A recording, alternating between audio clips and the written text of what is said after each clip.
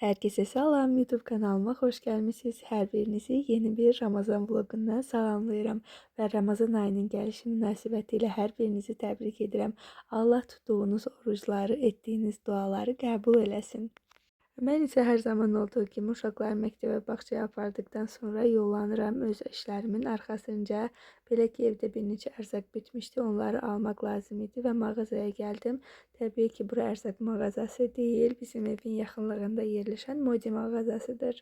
Bu mağazanı həqiqətən o qədər çox sevirəm ki, evdə hər hansısa bir məhsulu ağlımda saxlayıram ki, gedəcəm mağazaya və bu məhsulu alacağam. Ancaq bu mağazaya daxil olduğum zaman fikrimdə, nəzərimdə tutduğum hər bir məhsul yadımdan çıxır. İçərisində o qədər gözəl əşyalar var ki, istədim ki, sizlərlə də belə çəkim, biraz paylaşım. Mətbəximdə çox kiçik bir dəyişiklik eləmək istəyirəm. Ona görə nəzərdə tutduğum məhsulları düşünürdüm ki, burada tapa bilərəm. Ancaq çox təəssüf ki, tapa bilmədim. Xoşuma gələn məhsullar da çox həddindən artıq baha idi. Burada Modi mağazası ilə yanaşı həm Familia, həm də Fix Price mağazası var. Bu mağazaların üçünü mən bir-birinə çox oxşadıram. Hər zaman olmasa belə çox nadir hallarda bir məhsulu bu üç mağazanın üçündə də tapmaq olar, ancaq çox böyük qiymət fərqi ilə. Mən də bugün axtardığım məhsulları çox təəssüf ki, tapa bilmədim. Familia, Fix Price və Lentaya da baxacağam. Ümid edirəm ki, orada axtardığım məhsulları tapa bilərəm. Və mən artıq gəldim, evdəyəm. Çay, şəkər tozu, qəhvə və yumurta aldım. Gəlin bunları birlikdə yerinə yerləşdirək. Bu cür bankalardan istifadə edirəm. Fix Price-dan əldə etmişəm bunları. Bu isə mənim böyük oğlumun şəklidir. Əslində bu bankaların qapaqları taxta olduğu üçün bunları sadəcə yaş dəsmal yardımı ilə silirdim. Ancaq istədim ki, bir dəfə yuyum, təmiz olsun, səliqəli şəkildə ərzaqları içərisinə yerləşdirim. 3 ildən çoxdur ki, artıq istifadə edirəm. Həqiqətən keyfiyyətləri möhtəşəmdir. If you're reading this now, odds are I've already left town. A few cities in between the new skyline where I'm looking down. A few empties on the floor and a note on the door of your house. Suları süzülməsi üçün bu cür dəsmalın üzərinə çevirirəm və daha sonra qurulamağa başlayıram. Dediyim kimi qabaqları taxta olduğu üçün yaxşı quruladıqdan sonra 15-20 dəqiqədə ataplenyanın üzərində gözlədirəm ki, tam olaraq qurusunlar.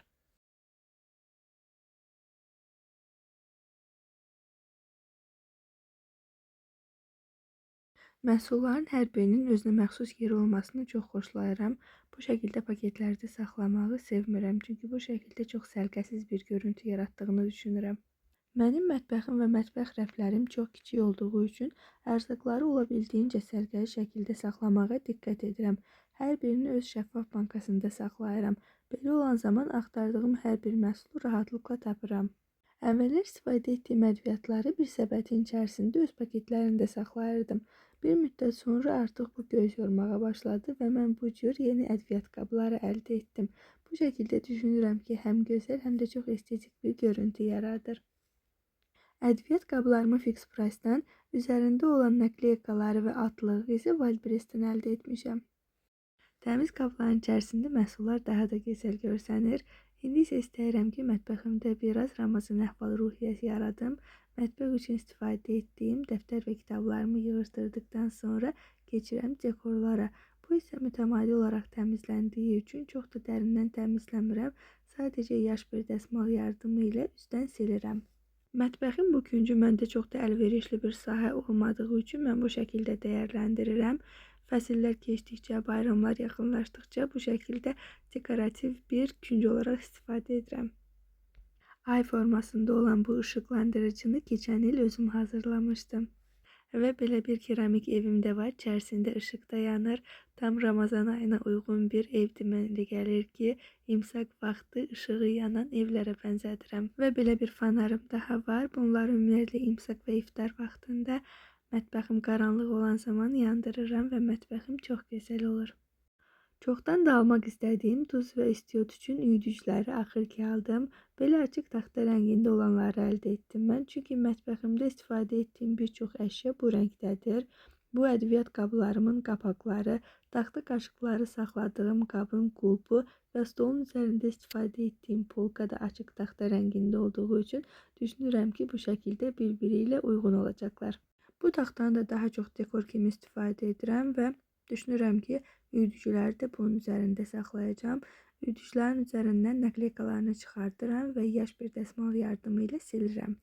Bu arada bunları lenta mağazasından əldə etmişəm. Dəqiq qiyməti yadımda deyil, ancaq 200-300 rubl arasında bir qiymət olmalı idi.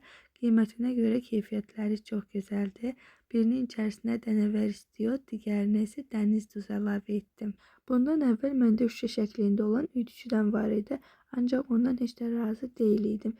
İçərisində olan dəniz duzunu çox iri bir şəkildə üydürdü. Ancaq bu iki üydücü həm duzu həm də istotu çox gözəl bir şəkildə xırdalayır. Və yeni dekorlarımla və aldıqlarımla mətbəxim artıq Ramazana hazırdır. Son şəkli də bu cür görsənir. Mənə elə gəlir gözəldir.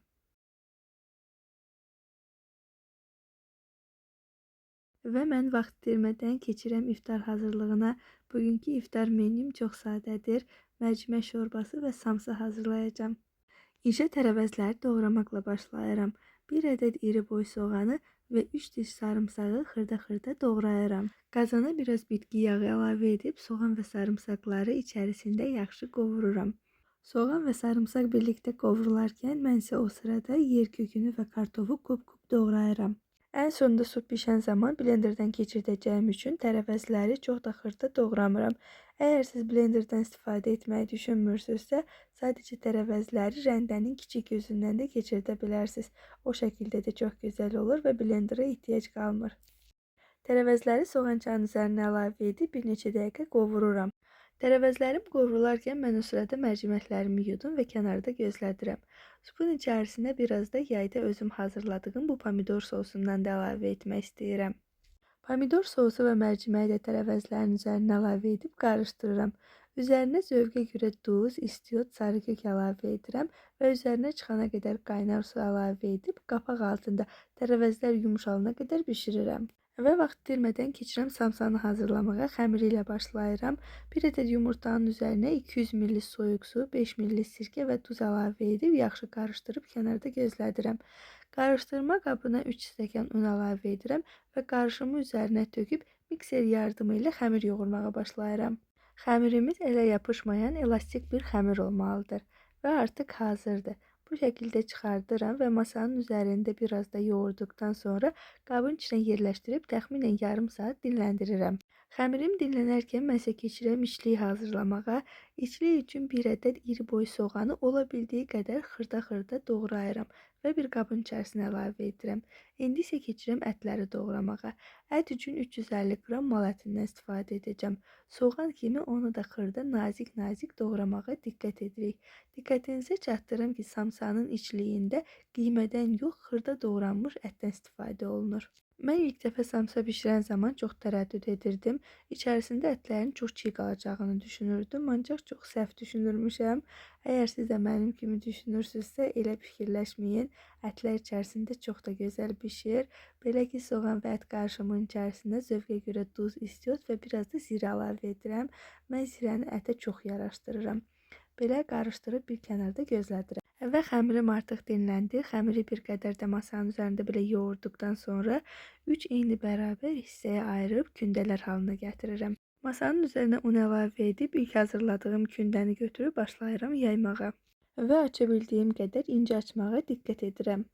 Xəmir çox elastik bir xəmir olduğu üçün kündələr çox gözəl asanlıqla açılır. Masanın üzərini biraz bitki yağı ilə yağlayıb açdığım xəmiri üzərinə yerləşdirirəm və kənar hissələrindən əlimlə dartaraq ölçüsünü bir qədər artırıram. Qatları yağlamaq üçün 150 qram əridilmiş kərə yağından istifadə edəcəm. Hər bir qatın arasını bu şəkildə yağlayıram, üzərinə xəmiri yerləşdirib yenə kənar hissələrindən dartaraq ölçülərini artırıram.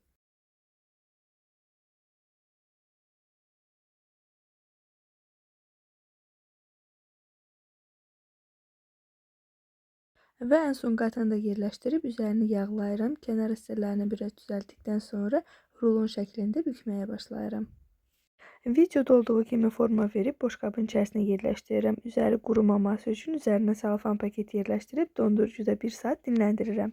Dinlənən xəmiri çıxardıb əvvəlki vəziyyətinə qaytarıram və 20 eyni bərabər hissəyə bölürəm. Xəmirin ara qatları da bu şəkildə görsənir. Və forma verməyə başlayıram. Əvvəlcə əlimlə biraz yastılayıb, ardından axlov yardımı ilə kənar hissələrini biraz açıram və üzərinə içlikdən yerləşdirib bükməyə başlayıram. Qeyd etdiyim ölçülərlə məndə 20 ədəd samsa alındı. Üzərlərinə yumurta sarısı çəkib çörək otu ilə bəzəyirəm və göndərirəm əvvəlcədən isidilmiş 180 dərəcə sobada 40-45 dəqiqə üzərləri qızarana qədər bişməyə. Bu isə mərcimək supumdur, artıq hazırdır. Servis etməzdən əvvəl blenderdən də keçirdəcəm.